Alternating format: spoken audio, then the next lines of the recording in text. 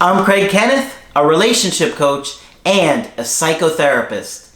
Every relationship is different and every breakup is different. Work with me and you'll get professional help on your situation. And if you're in no contact, focused on personal growth, my workbook series, The Knowledge, will help you make changes like you've never made before. Available now at AskCraig.net.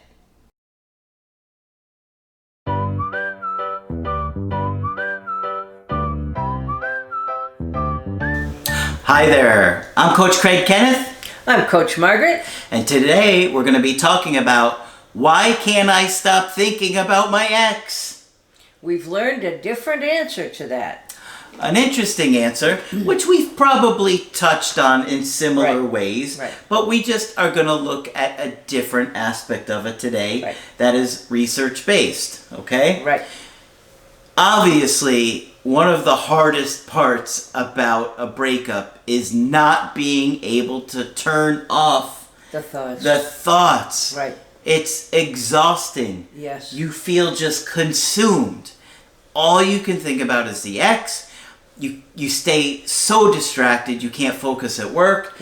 You can't focus on anything. Even the things you enjoy doing, they feel meaningless. You don't care about them. It's just awful. It is. It really is exhausting. And you just then take those obsessive thoughts and focus on how this is your fault and you wouldn't be feeling this. And that's exactly what happens. We blame ourselves and go over and over again of what we did wrong. Yeah.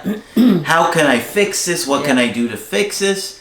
It's exhausting. It's one of the most exhausting things I think a human being could go through. Yes, it is. And I know I've lived it. Yes. And that's why I'm so passionate about what I do, because having experienced this and knowing that I couldn't stop thinking about someone, and it's so difficult not to think about every minute detail or look at their social media and see exactly where they're at, what they're doing. Or remember great times. You know, right around this time of year is when I broke up with the Applebee's girl. That's it was right. This month. Right. Probably within a week or so of when we're filming this. And so, actually, last night, I was going through some of my old text messages with my ex's coworker that I don't remember what made me reach out to her. It was somebody that I had been friends with their sister, their brother, and so I messaged her and was trying to get information, which is not a good idea because she got mad at me. But she worked with the Applebee's girl and the guy she was dating. And she goes, "Oh, was it so-and-so?" I completely forgot about these messages. She goes, "Oh, was it so-and-so? He's kind of handsome." And I'm like, "No, it's not him." And she goes, "Don't tell me it's..." And she said, "Beaky Buzzard." She goes, "Don't tell me it's him." And I'm like, "Yup." And she goes, "He is a complete..." I go, "Why?" She goes, "Because he's a complete dumbass." That's what you get. So I actually went through and reviewed those text messages and thought about it. Because, when it comes to the anniversary of that breakup, obviously I talk about breakups all the time. Remember, we've talked about anniversaries and how powerful they are. So I was thinking about that last night and, how hard it was for me not to think about her. But the thing that made that breakup even worse was that I was absolutely in love with her daughter, who was only just a little bit over a year old when I met her, and she hadn't even been walking or talking or anything till, around 3 years old.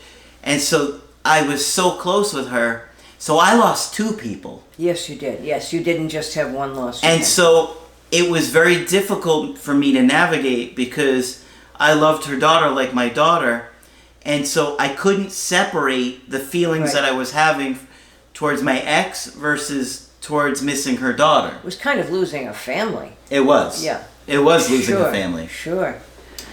And so, Margaret, you actually had to help me try and get angry at my ex and, mourn losing the daughter too. Yes. But, getting angry at your ex is a big help. because you didn't see it coming. You were blown away by some of the things she said that you hadn't heard before. Yeah. And you had a right to be angry. That Yeah. doesn't mean you didn't love her. That didn't mean you didn't miss her. But the anger is a very important piece to help us get through the process. Absolutely. As I say to people, your anger is often your friend in the healing process. And you kept telling me that, Yeah. but I kept saying, I'm too sad. I was too sad, remember? I was you could just be sad, too sad. just add a little anger. I couldn't for a long time Right. because I missed her daughter so much. I know. And you Yeah. guys laugh when I make jokes about, crying at Applebee's. The reason that I cried was because she had brought up how much her daughter missed me. Yeah. Right? And that was it. That was And yet what you cracked. had no control over that. There was no way to continue a relationship with her daughter when Yeah. you broke up. It was tough. It was brutal. It was really tough, yeah. So I get it. I Yeah. get the obsessive thinking. And Yeah. Margaret has done some fantastic research. Again, we're going to talk about why. Why. There is a biological reason. That we hadn't known until now. Mm-hmm. And we've now been enlightened by our ongoing friend, Helen Fisher. Why We Love. There's the book. And she has had some brilliant insights in this book, I feel. And at times I've had trouble putting the book down. It's so fascinating, where she talks about our evolution as human beings. And some of the things that still go on now make sense in terms of the evolution. Yeah. In any case, the overview of what I'm going to talk about is the stages. She redoes the stages of what we go through when we have a loss like that. And the stages are protest. That's the first stage. We protest. Where did they go? Mm-hmm. Why did they go? What are we going to do about this? And then there's sadness. And then there's despair, when it occurs to us that we're probably not going to get this person back. Excuse me. After I read this, I thought, I have learned this sequence of events before. Where was that? I was taught that these are the stages a child goes through when they are separated from parents and placed in foster care. Makes perfect sense, doesn't it? Yep. It's that level of loss. First they protest and they won't behave in the foster home, or they just mope, but the first stage is protest. And then they're sad, and then they really go into a state of despair, and you have to be very careful that they're taken care of in that state. So these stages have been thought of before and are probably universally applicable to a number of things. Yep. So first we protest. But what we have not known, at least from the research we've done, and we've done a ton of it between us, is that according to Helen Fisher, our chemical system does something we didn't know. It begins to flood our brain again with some of those feelings we had in the beginning of the relationship, with energy and with how much we love this person. So after this person leaves us and we're trying to deal with that, we get a flood of hormones that make it worse. Yes. And the evolutionary goal for that was so we would go out and look for them. That's right. Because it's a hardwired Yeah.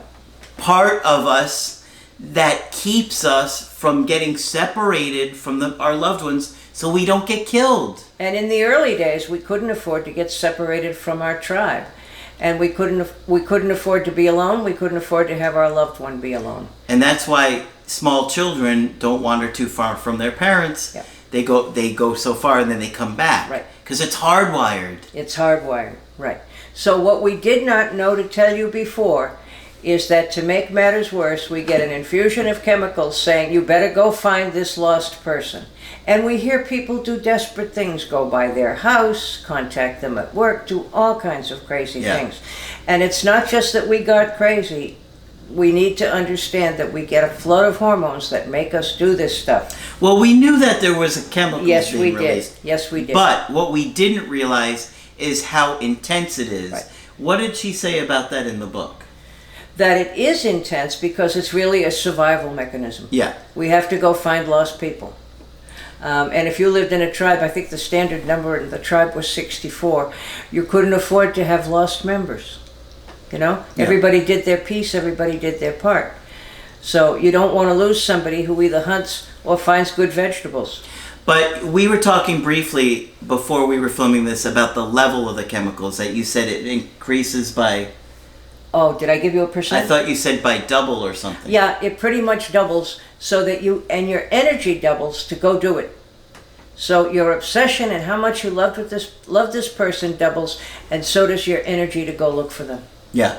So, and then we tell you calm down and think about something else. Not that much help, but at least you know you're not going crazy. Yeah. Okay, I think it's always better to know that you're fighting your hormones than doing this on your own. There is a biological component. Yes, there is. To why you're going through this. And, Yes. we have talked about hormones being released and that it's a hardwiring, Yep. that it's like an alarm system telling you reconnect or die. That's right, you know? reconnect or die, that's right, and it is an alarm system. But what I think Helen's been able to do is she does a lot of research, and so I'm sure she's had enough studies to show Right. what exactly the brain goes through in that situation. All her stuff is research-based, yes, yeah. And what she has done, I won't go into detail, but it's tricky and it would be long-winded, but she does a lot of studies on the brain. And she describes in here a study she did on the brain with college students, because they're the people we can get. And she scanned their brains when they were in love. And then she scanned their brains again if they had a breakup. And it was dramatic. It was just dramatic. Absolutely. Yeah. She's also studied how every animal on Earth courts and breaks up. And animals get all upset at a breakup as well.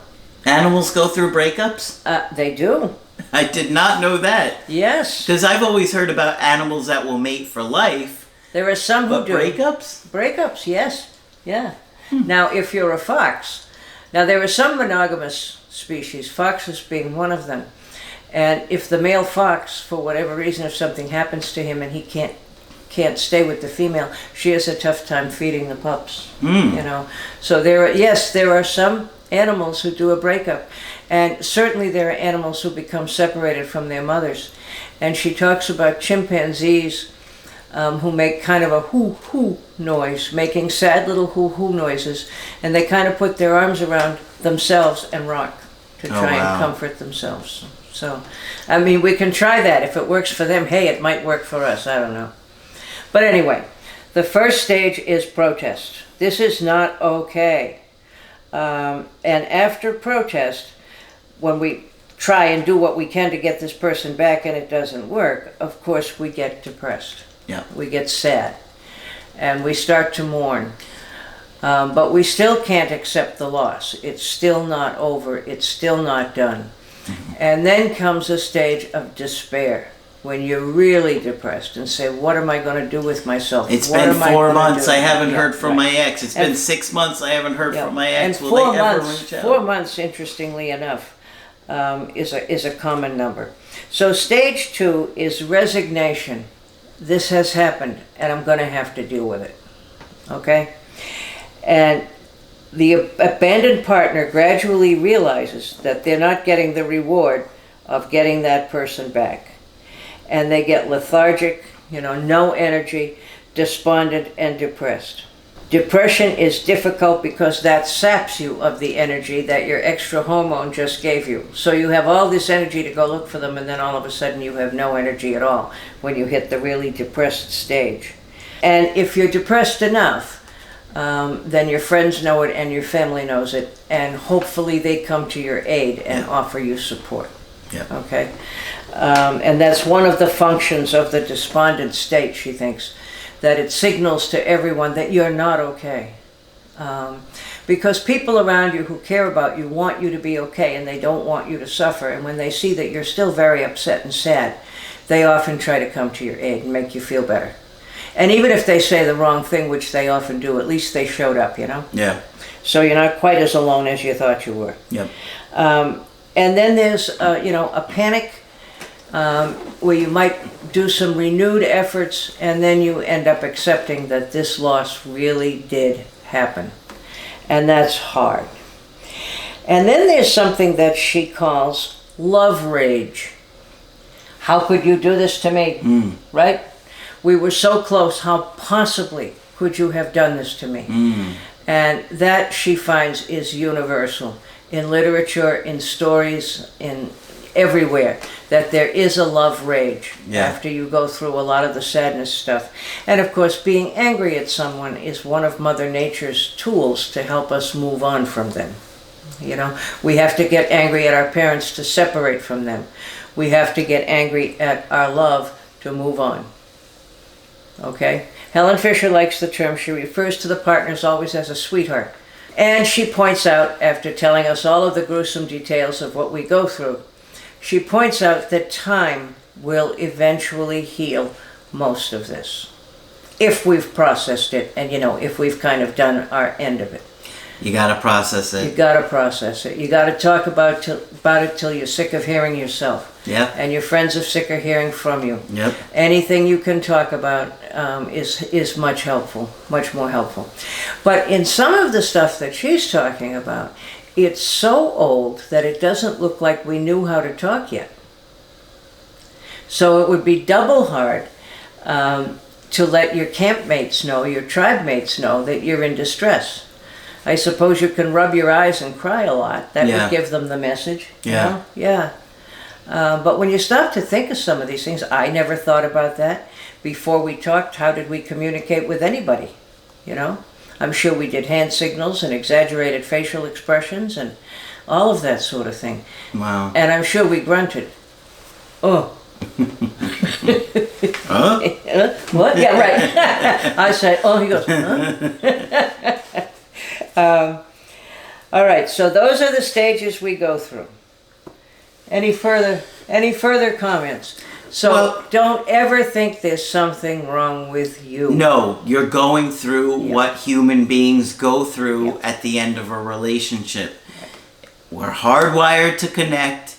It's tied to our safety and our survival.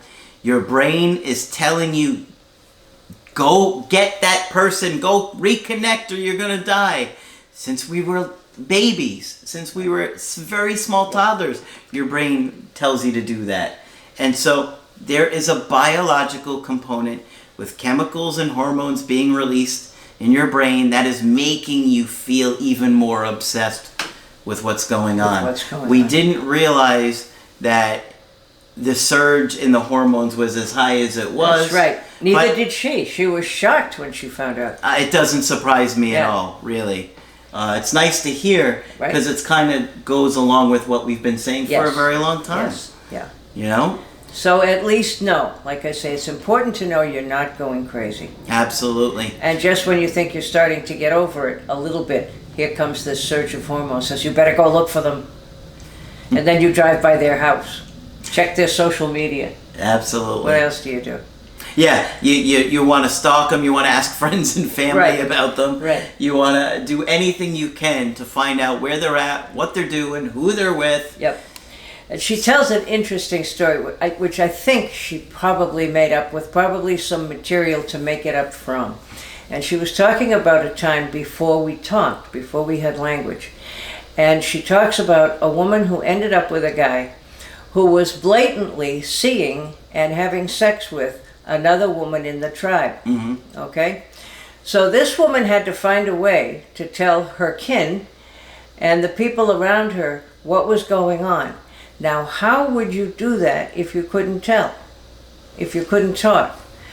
You would point... A lot of hand gestures. Yeah, yes. You would point to the guy and say... I can think of a couple. Yes, I can too, and I'm sure they had them. You're going to point to him and go... You know.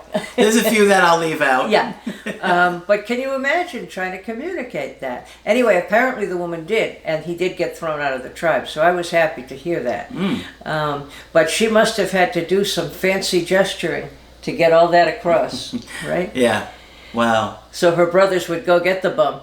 Exactly. Yep. All right, so hopefully this helps you understand the biological components of why you can't stop thinking about your ex, and that you're not crazy. No, that's you're the important hardwired thing. to do this. Yeah. Perfectly normal. Yeah. And when you've had attachment trauma, it makes it that much harder because it brings up all of that. Oh, of course, because every loss brings up every other loss, of course. Yeah. That's why some breakups so much harder than others. Yep. Right? But I just want to point out on a hopeful note here, you were thinking about and revisiting your breakup on the anniversary of it. Yeah. And that's extremely healthy, that every time you do that, you review it, and the anniversary is a great time to do that. You work through the loss further. Yep. Yeah. And it helps me to think about it, because I look at how I did things, what didn't work, how I made things worse, what I could have done differently, and it puts me always in a position to think about how to help you guys better. Yep. So, because I want to make sure that I give you guys the best opportunity to turn things around. You don't want anybody to go through this again if you can help it. Absolutely. You know what they say, we give people what we wish we had gotten. Yep. So there you have it. Yeah. Okay. The opportunity to fix it. So take a hormone to lunch. What does that mean? Be nice to your hormones. Yeah. And just know they're there. And sometimes they are more responsible than we realize for what we do. I think the times we become most aware that we have hormones is when you get an adrenaline rush. Yeah. When you're in traffic and a car misses you by, a quarter of an inch. Mm-hmm. Oh, yeah. And, you get the adrenaline rush. That's when we remember that we do have hormones that affect our behavior. Yep. Yeah. Okay, so I hope you guys enjoyed this one. Put a like on there. Make sure you subscribe to the channel to support the channel. If you want to get our help personally, just go to my website, askcraig.net. Sign up for the coaching option that works best for you. I do email coaching and I do Skype. Margaret is available for Skype coaching. Feel free to sign up with me if you think I could be helpful. I would love to talk with you. Just click on Margaret on the top of the website to do that. But that's it for this video. I'm Coach Craig Kenneth. I'm Coach Margaret. And we will talk with you soon.